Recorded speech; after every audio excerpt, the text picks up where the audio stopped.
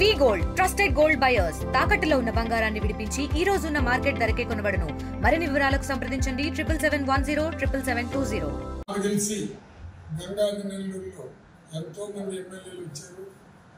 తెలుగుదేశం ప్రభుత్వంలో కూడా ఎమ్మెల్యే అయినారు. వైఎస్ఆర్ పార్టీలో కూడా రాజశేఖర రెడ్డి గారు కాంగ్రెస్ ప్రభుత్వంలో ఎమ్మెల్యే అయినారు. వైఎస్ఆర్ పార్టీలో కూడా ఎమ్మెల్యే అయినారు. కానీ ఇటువంటి దారుణమైన సంఘటన మా నియోజకవర్గంలో రిజర్వ్ కాన్స్టిట్యున్సీ కాబట్టి సంఘటనలు ఇప్పుడు జరిగినట్టు కానీ ఇటువంటి ఈ సంఘటనలు ఎప్పుడు జరగలేదు. దీనికి కారణం ఏమంటే చంద్రబాబు నాయుడు గారిని నేను ఒకే ఒక విజ్ఞప్తి చేస్తున్నాను.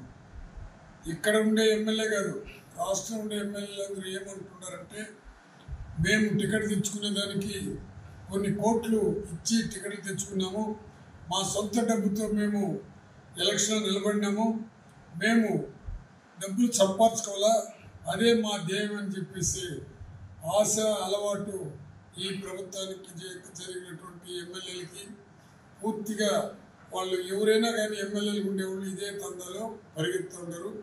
ఈ విషయం చంద్రబాబు తెలిసి కూడా ఏమీ కంట్రోల్ చేయలేని పరిస్థితులు ఉన్నారు. మన నియోజకవర్గంలో దాదాపు 3 నెలలుగా పాలసముద్రమే కాదు ఎదురుగుప్పం, అదేవిధంగా గంగాధి నెల్లూరులో ఫస్ట్ ఇసుక మీకు అందరికీ కూడా తెలుసు. ఇసుకని మన గవర్నమెంట్లో దాదాపు మనం 20 లక్షల టన్ను అంటే రాష్ట్రం అంతా 80 లక్షల టన్నులు ఇసుక సేకరించి ఫ్యూచర్లో చేయాలనే దృక్పథంతో జగన్మోహన్ రెడ్డి గవర్నమెంట్ చేస్తే మన నియోజకవర్గంలో దాదాపు 5 లక్షల టన్నులు ఇసుక గంగాధి నెల్లూరు కానీ అదేవిధంగా పాలసముద్రం కానీ ఇదంతా కూడా సేకరించడం జరిగింది. ఈ ఎలక్షన్ జరిగిన వెంటనే 10 రోజులకంతా ఇసుక మాయమైపోయింది. మీకందరికీ ప్రజలందరూ కూడా తెలుసు. ప్రతి ఒక్క వ్యక్తిని టచ్ చేసినా పాలసముద్రంలో ఒక్క రోజుకు ఎన్ని ట్రిప్పర్లు పోతున్నది, ఎన్ని ట్రాక్టర్లు పోతున్నది.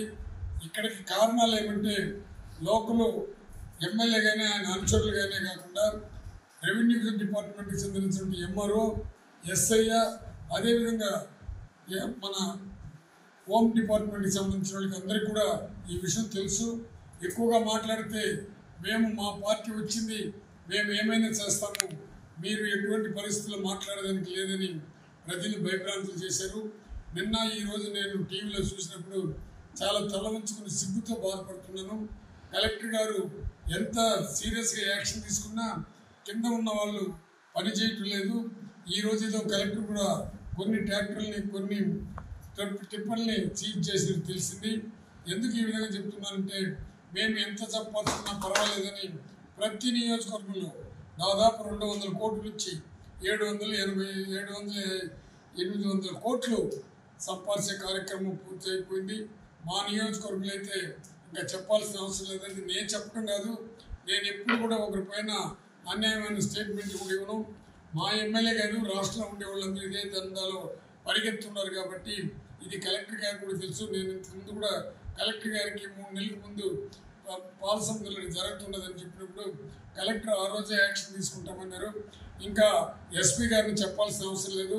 ఆయనకి ఎప్పుడు ఫోన్ చేసినా నాకు తెలిసిందండి, ఇప్పుడే తెలిసింది, యాక్షన్ తీసుకుంటానంటాడు. యాక్షన్ తీసుకోలేదు. దీనికి కారణం ఏమంటే అక్కడుండే ఎంఆర్ఓలు, అక్కడుండే ఎస్ఐలు, అక్కడుండే సిబ్బంది, అక్కడుండే ఎమ్మెల్యేకి అనుచరులు, ఎమ్మెల్యేలు అందరూ కలిసి ఈ దోపిడీ చేస్తున్నారు. ఇండియా పాకిస్తాన్ ఉద్రిక్తతలపై లేటెస్ట్ అప్డేట్స్ కోసం డౌన్లోడ్ చేసుకోండి RTV లైవ్ యాప్.